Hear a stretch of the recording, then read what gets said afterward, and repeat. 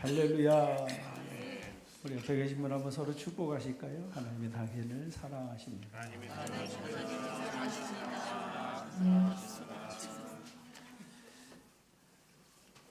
하나님 아버지의 사랑과 우리 독생자 예수 그리스도의 은혜와 진리가 성령의 충만하심으로 여러분 안에 임하시기를 주의 이름으로 축복합니다. 지난 주일 오늘 본문에 읽은 말씀을 가지고 하나님의 아들 예수께서 성령에 이끌려 마귀에게 시험을 받으러 광야로 가셨음에 대하여 말씀을 드렸습니다.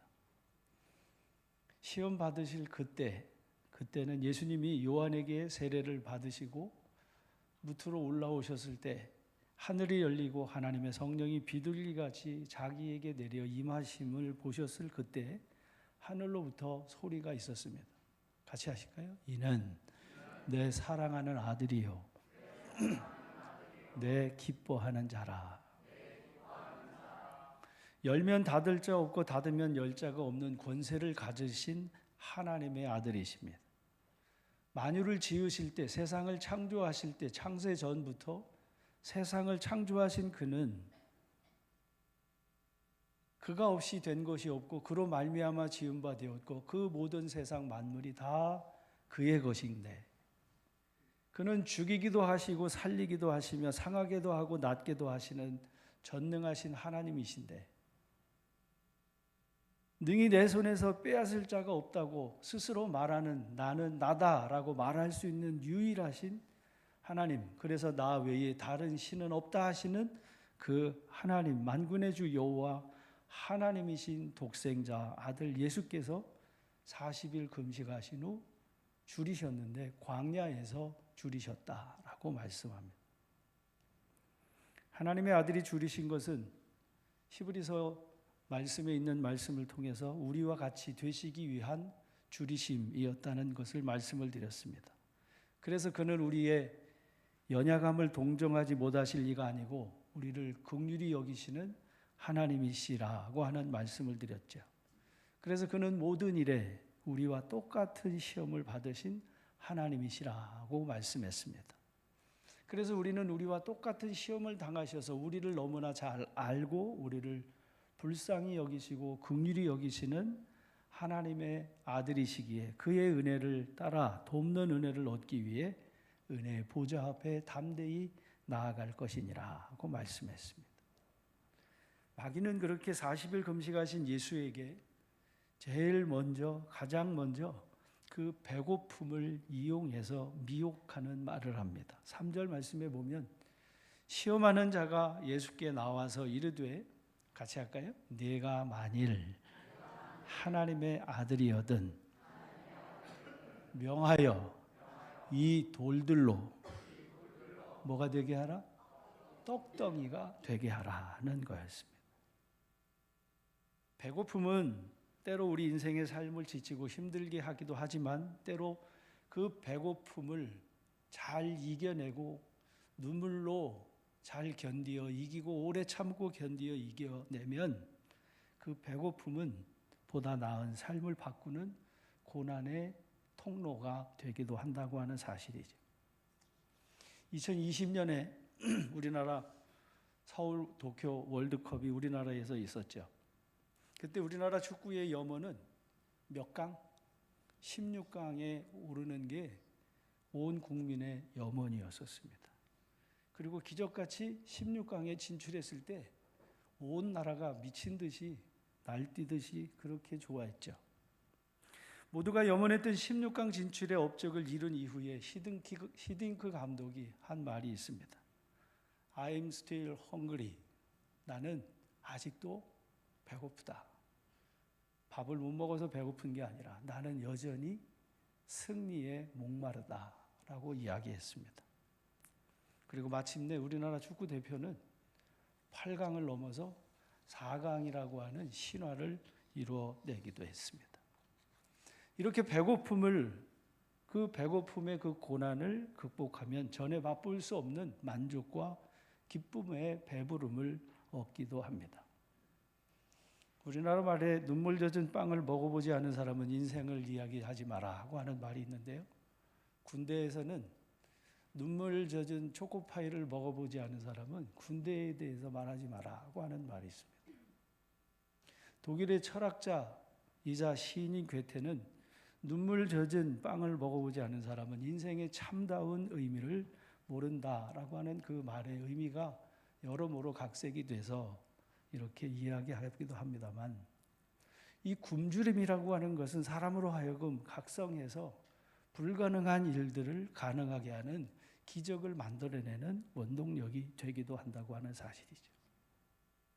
그런데 반대로 이 굶주림을 통해서 화를 당하는 사람도 적지 않습니다. 손대지 말아야 할 것에 손을 대서 화를 겪게 되어지는 모습을 보지요. 은행 직원이 회사의 공금을 만지는 사람이 그 공금에 손을 대서 주식에 투자를 하고 날려서 졸지에 범죄자가 되고 교도소에 수감되는 이들을 적지 않게 볼 수가 있습니다. 그 받는 급료로도 충분할 텐데 그 돈의 갈급함, 돈에 굶주려서 족하지 못한 그 마음으로 탐욕과 탐심이 돼서 인생의 나락에 떨어지는 것을 보게 되어지죠.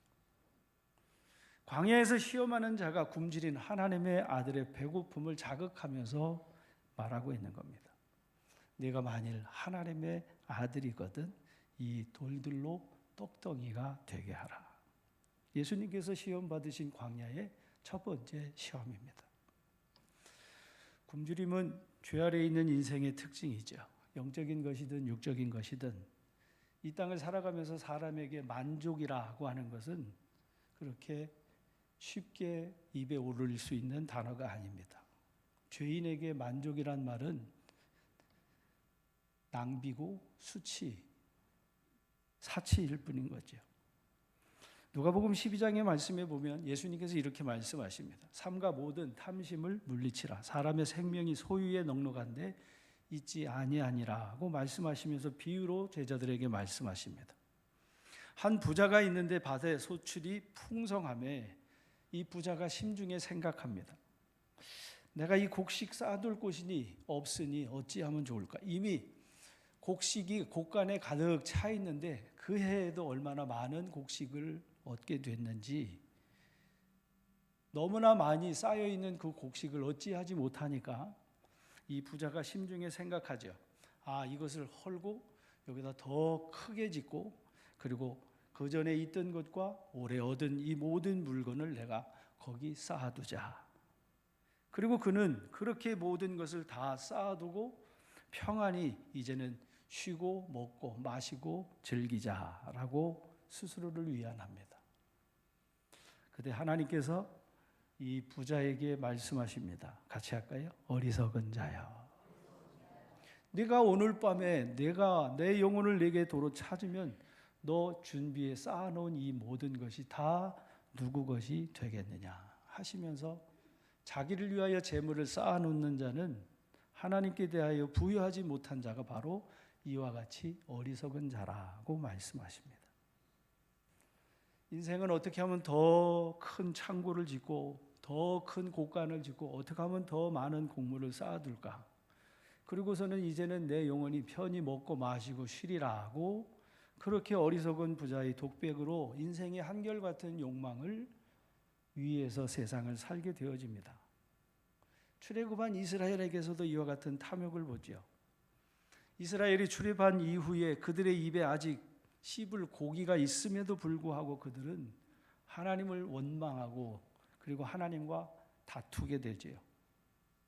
거머리에게 두 딸이 있어 다고 하느니라고 말씀하는 것처럼 그들은 끊임없이 없어서 못 먹어서 배고파서 그리고 고기를 먹지 못해서 정력에 좋지 못한 것을 먹어서 하나님 주시는 만나를 먹으면서 끊임없이 원망하고 불평하고 그리고 하나님과 다투는 모습을 보게 되어지죠.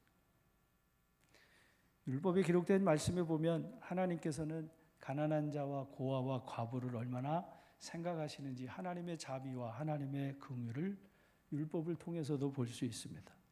출애굽기 22장 21절 이하에 기록된 말씀에 보면 너는 이방 나그네를 압제하지 말며 그를 학대하지 마라. 너도 애굽에 있을 때 나그네로 지냈던 그 때를 기억하고, 그래서 너는 고아나 과부를 해롭게 하지 마라. 만일 그들을 해롭게 함으로 그 고아와 과부가 내게 부르짖어 기도하면 내가 반드시 그 부르짖음을 들을 거라. 내 노가 맹렬해서 내가 칼로 너희를 죽이리니 네 아내가 과부가 되고 너희 자녀가 고아가 될 거라. 그러니 고아와 과부를 학대하고 괴롭히지 마라 하는 것이 하나님께서 하나님의 택한 백성들에게 말씀하신 말씀이었습니다. 네 백성 중에 가난한 자가 너에게 돈을 꾸어달라 하면 그에게 돈을 꾸어주고 채권자와 같이 하지 말고 이자를 받지 말라고. 내 이웃의 옷을 전당 잡았거든 해지기 전에 그에게 돌려보내라. 유일한 옷 그의 알몸을 가릴 옷인데 그가 무엇을 입고 자겠느냐. 그가 내게 부르짖으면 내가 들으리니. 같이 할까요? 나는 자비로운 자임이니라. 하나님의 자비로우신 그 자비로움으로 반드시 그들의 부르짖음을 들을 거라고 말씀하지요. 계속해서 지혜자는 잠언 17장 5절 이하에서 말씀합니다.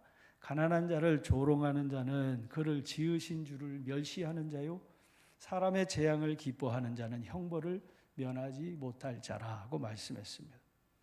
가난한 자, 고아와 과부, 나그네, 그들의 탄식에 대하여 하나님이 결코 귀 흘려 들으지 아니하시고 귀 기울여 들으실 뿐만 아니라 그들의 아픔을 치유하시고 그들을 돌보는 것을 기뻐하시는 하나님. 그래서 반드시 구워준 것을 갚듯이 하나님이 갚아주실 거라는 하나님의 마음이 율법에 담겨 있단 말이죠.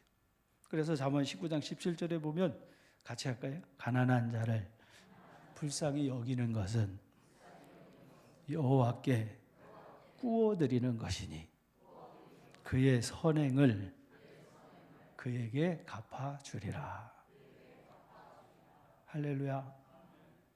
하나님께 구워주는 게 바로 가난한 자를 불쌍히 여기는 거라. 그래서 하나님이 그 선행을 반드시 갚아주신다라고 말씀합니다.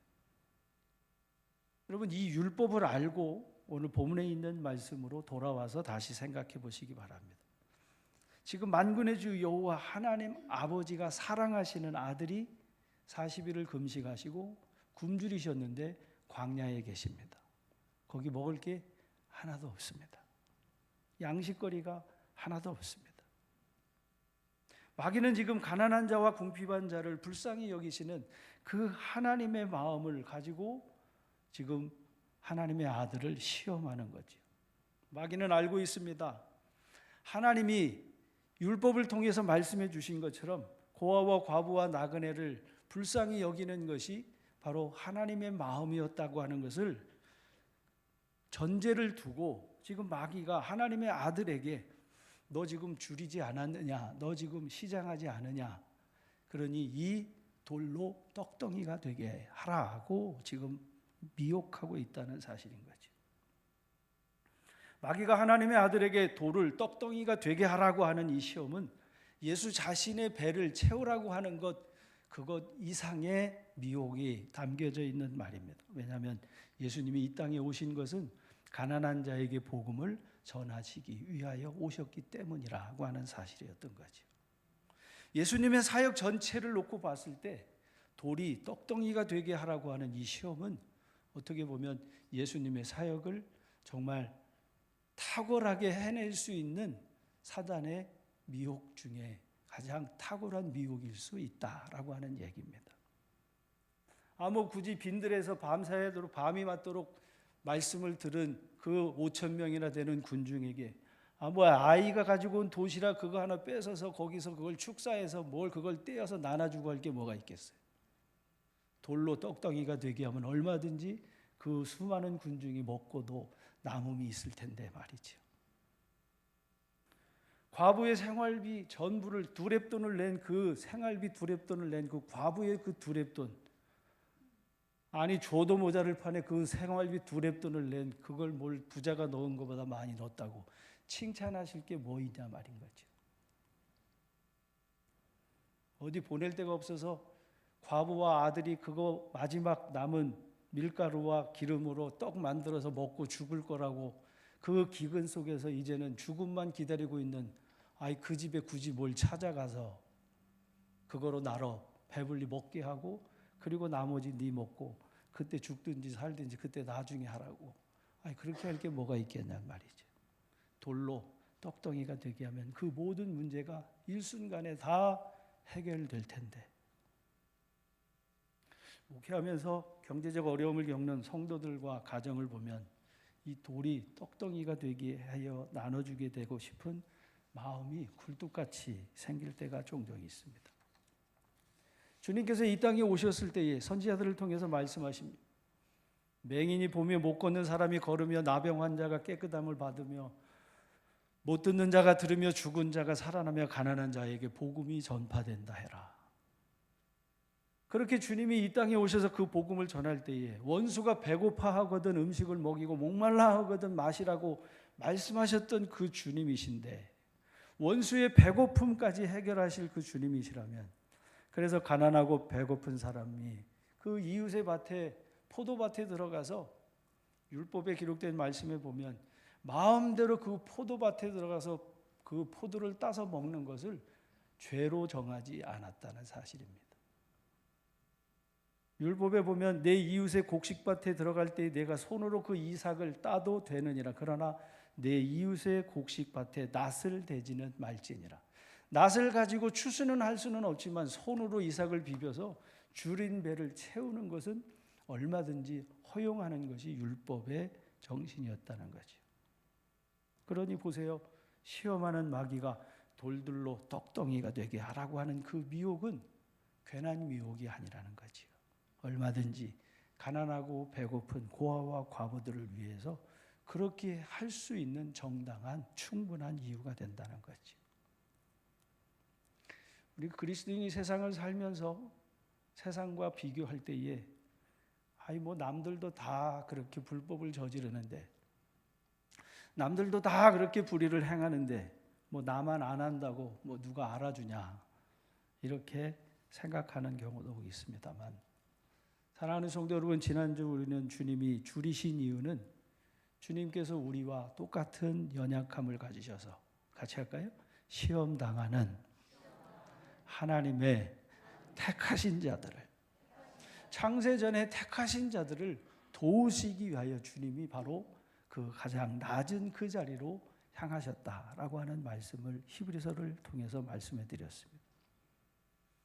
모든 일에 우리와 똑같은 시험을 받으신 대제사장 예수는 우리의 연약함을 불쌍히 여겨주시기 위하여 지금 굶주리신 겁니다. 그렇습니다.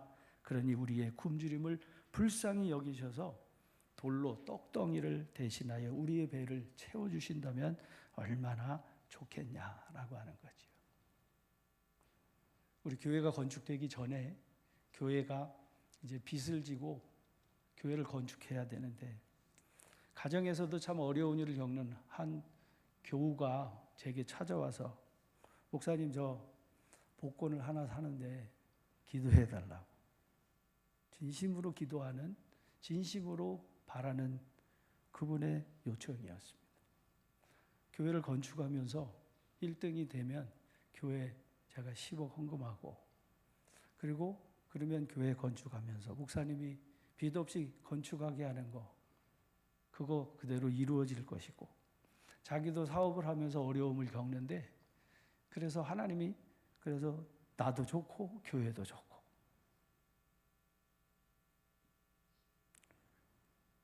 그 간절한 바람 진심이었습니다. 여러분 웃는 사람 있을는지 모르지만 그분의 그 기도는 진심이었습니다. 근데요 3등, 4등 관두고 5등도 되질 않았습니다. 왜 그랬을까? 주님이 계시지 않아서가 아닙니다. 하나님이 살아계시지 않아서가 아닙니다. 아마 주님께서 돌로 떡덩이가 되게 하라고 마귀가 미혹한 그 미혹을 그대로 주께서 행하셨더라면 십자가를 지시는 일도 없었을 테고 아마 지금 그리스도인들이 사는 복권마다 족족이 1등에 다 당첨되고도 남음이 있지 않았을까 제가 그렇게 생각합니다. 주님이 말씀하시는 겁니다. 가라사대 기록되었으되, 같이 할까요? 사람이 떡으로만 살 것이 아니요 하나님 입으로 나오는 모든 말씀으로 살 것이라. 사람이 사는 것은 돈으로 사는 게 아니고 떡으로 사는 게 아니고, 사람이 사는 것은 하나님의 모든 입에서 나오는 모든 말씀, 지 듣고 싶은 말씀이 아니라, 자기에게 필요한 말씀만이 아니라 하나님의 입에서 나오는 모든 말씀으로 사람이 살아가는 거라고 하는 것을 주님이 말씀하신 거죠. 그 기록되었으되 한 그 기록되었으되 그 각주에 보면 신명기 8장이라고 하는 그 각주가 달려 있는데요. 신명기라고 하는 책은 출애굽한 이스라엘 백성들 중에 20세 이상 싸움에 나가서 싸울 만한 군사된 사람들이 광야에서 다 죽은 이후, 지난주 말씀드렸죠. 고린도전서 10장에 있는 말씀과 같이 형제들아 나는 너희가 알지 못하기를 원하지 아니하니 우리 조상들이 다 구름 아래 있고 바다 가운데로 지나며 다 모세에게 속하여 구름과 바다에서 세례를 받고 다 같은 신령한 음식을 먹으며 다 같은 신령한 음료를 마셨으니 이는 그들을 따르는 신령한 반석으로부터 마셨으며 그 반석은 곧 그리스도시라.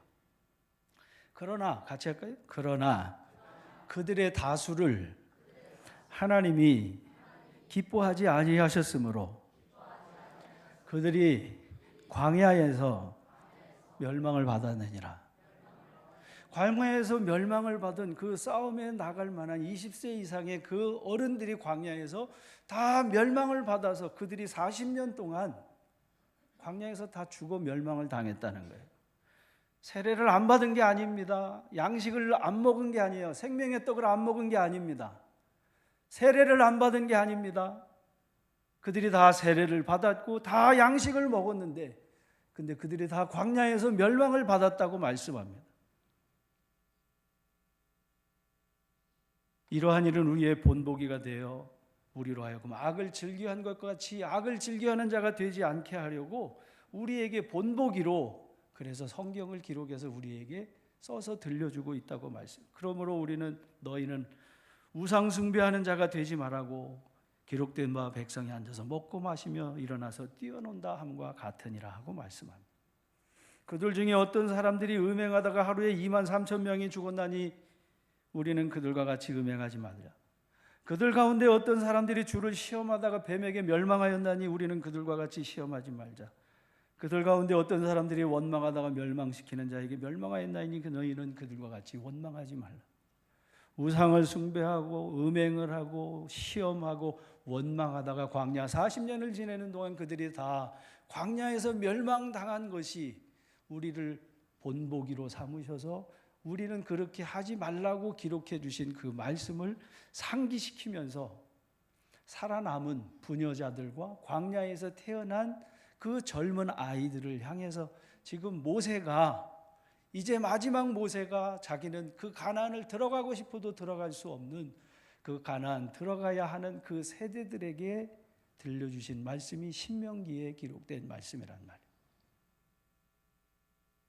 그 신명기에 말씀한 말씀이 바로, 여러분, 신명기의 말씀을 듣는 그들은 바로 요단강을 건너 가나안 땅을 정복하고 차지할 세대라고 하는 말씀.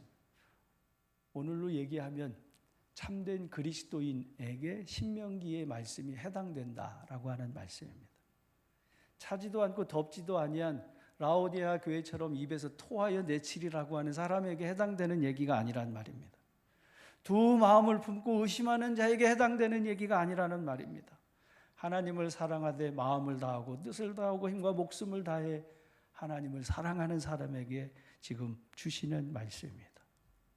오늘로 얘기하면 예수님을 잘 믿는 참된 그리스도인, 되담한 그리스도인 말고 참된 그리스도인에게 신명기의 말씀이 말씀해 주시는 말씀이에요.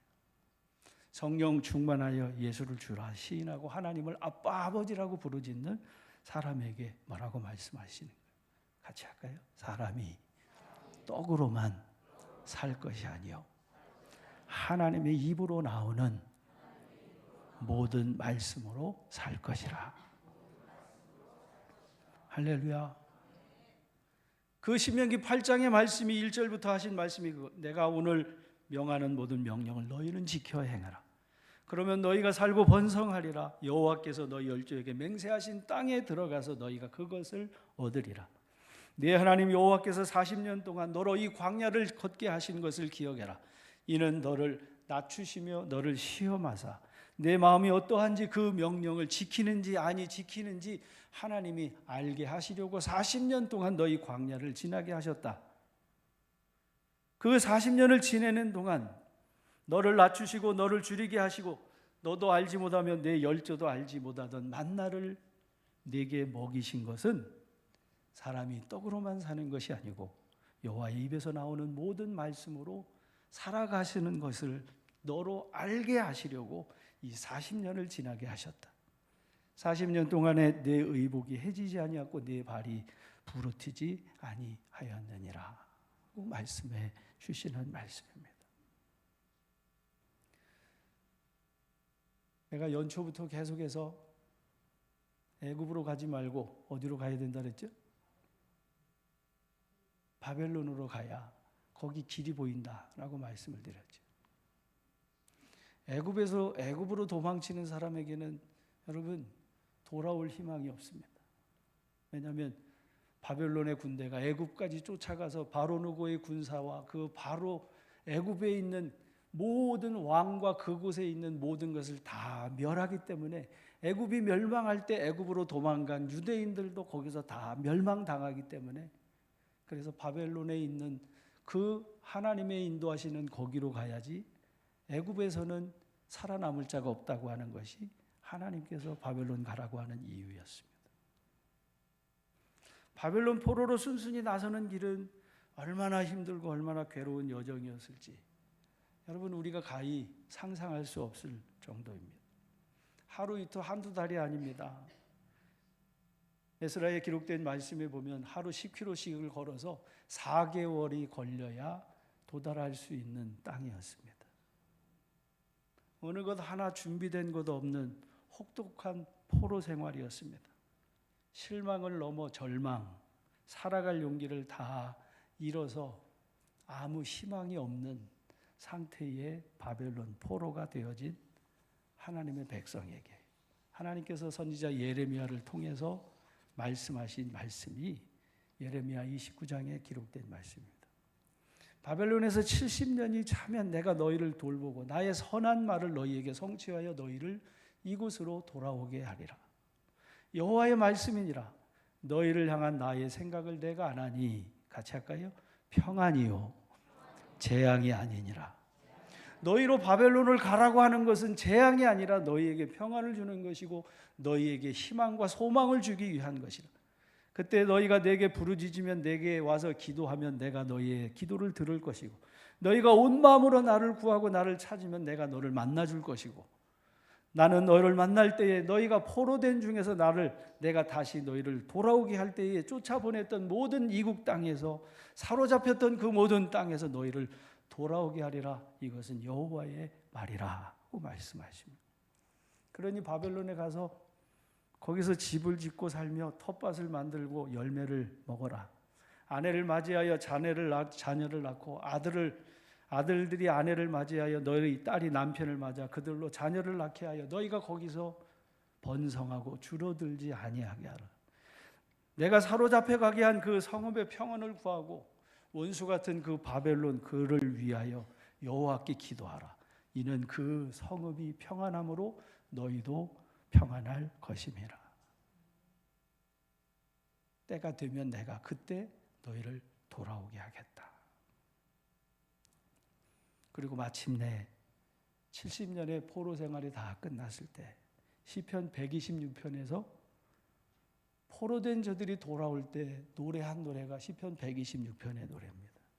여호와께서 시온의 포로를 돌려보내실 때 우리는 꿈꾸는 것 같았도다.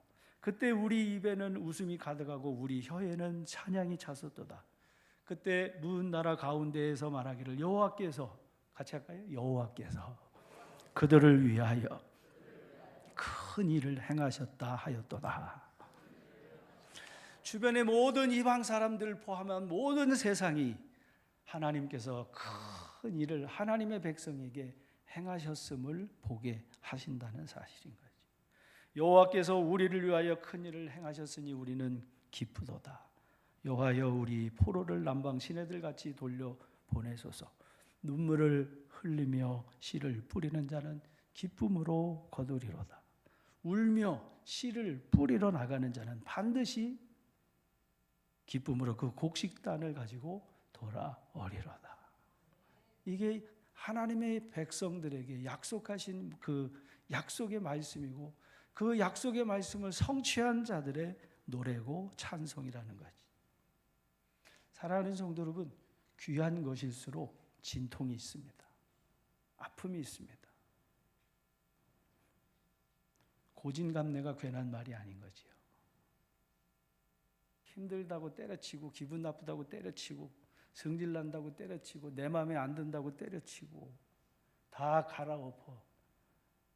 그래서 여기다 심었다가 집어 뽑아가지고 여기다 심고 여기다 또 안 되니까 여기다 심고 이것도 안 되니까 또 뽑아가지고 여기다 심고 거기서 무슨 열매를 얻을 수 있겠는가라고 하는 거지.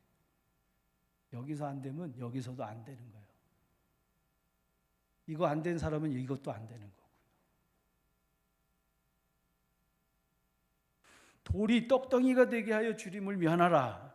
사탄의 미혹은 믿는 우리 그리스도인을 향해서 지금도 계속 미혹하고 있는데 계속 성도들이 그 돌로 떡이 되게 하려고 하는 시도를 멈추지 않는 한 우리들의 인생은 바뀔 것이 없다는 사실인 거지. 얼마 전에 아들을 통해서 우리 청년 중에 하나가 시험을 치렀는데 울면서 시험 공부를 했다고 하는 이야기를 들으면서 아, 걔는 됐다 그런 생각이 들었어요.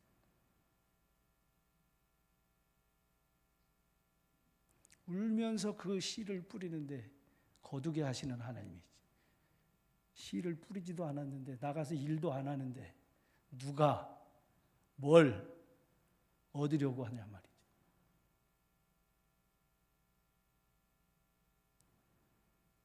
하나님 일을 심어야 그 밀이 싹이 나서 썩어서 싹이 나서 30배, 60배, 100배의 결실을 거두어 기쁨으로 그 단을 거두게 하신다라는 사실입니다.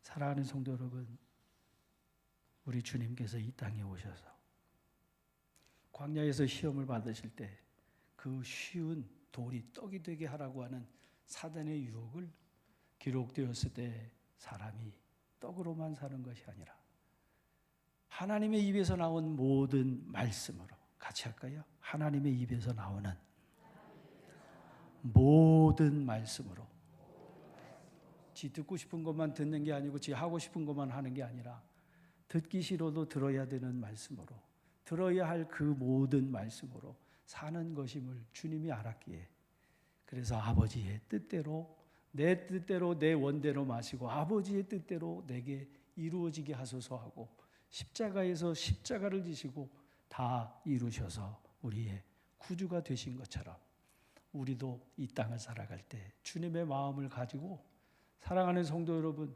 돌로 떡이 되게 하라고 하는 사단의 유혹을 물리치고 하나님의 입에서 나오는 모든 말씀으로 순종하며 살아가셔서 기쁨으로 곡식의 단을 가지고 돌아오는 성도님들이 되시기를 주의 이름으로 축복합니다. 주보에 있는 찬양으로 찬양합시다.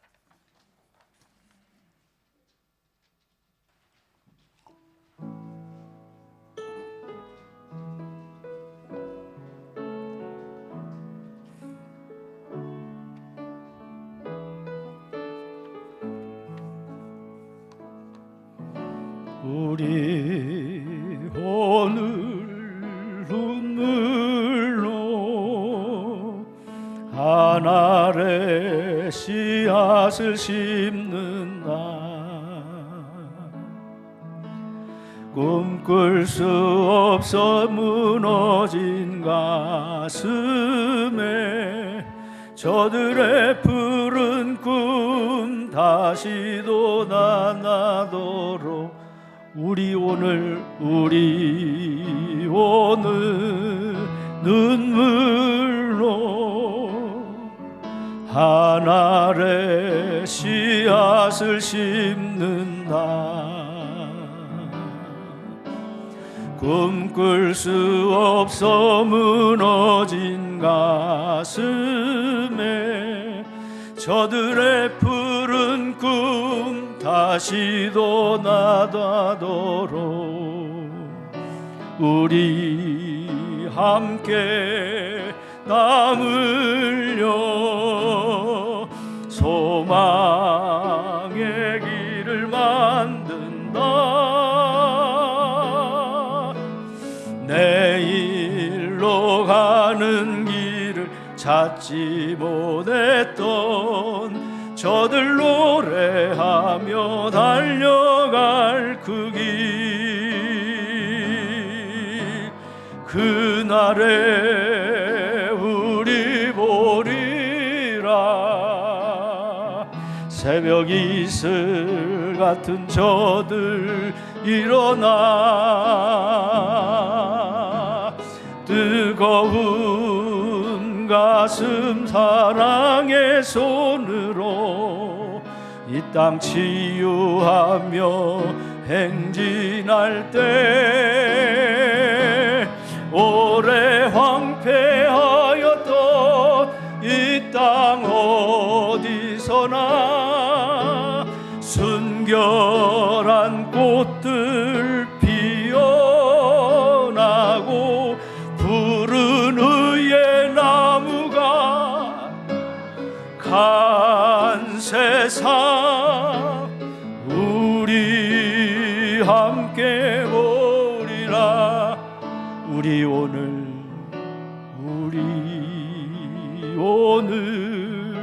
눈물로 하늘에 씨앗을 심는다. 꿈꿀 수 없어 무너진 가슴에 저들의 푸른 꿈 다시도 나나도록 우리 함께 땀 흘려 소망의 길을 만든다. 내일로 가는 길을 찾지 못했던 저들 노래하며 달려갈 그 길, 그날에 우리 보리라. 새벽 이슬 같은 저들 일어나 그날에 우리 보리라. 새벽 이슬 같은 저들 일어나 그날에 우리 보리라. 새벽 이슬 같은 저들 일어나 뜨거운 가슴 상의 손으로 이 땅 치유하며 행진할 때 오래 황폐하였던 이 땅 어디서나 순결한 꽃들 피어나고 푸른 의의 나무가 가득한 세상 우리 함께 보리라. 그날에 우리 보리라. 그날에 우리 보리라. 새벽 이슬 같은 자들 일어나 뜨거운 가슴 사랑의 손으로 이 땅 치유하며 행진할 때 오래 황폐하였던 이 땅 어디서나 순결한 꽃들 피어나고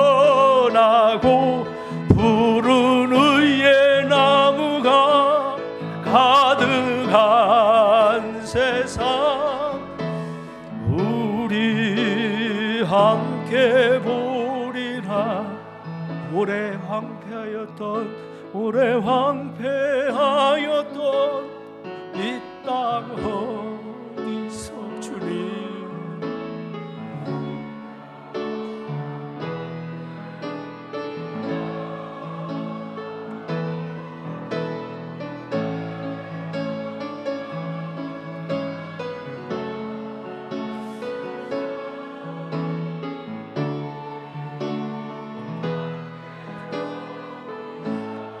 오래 황폐하였던 이 땅 어디서나 순결한 꽃들 피어나고 푸른 의의 나무가 가득한 세상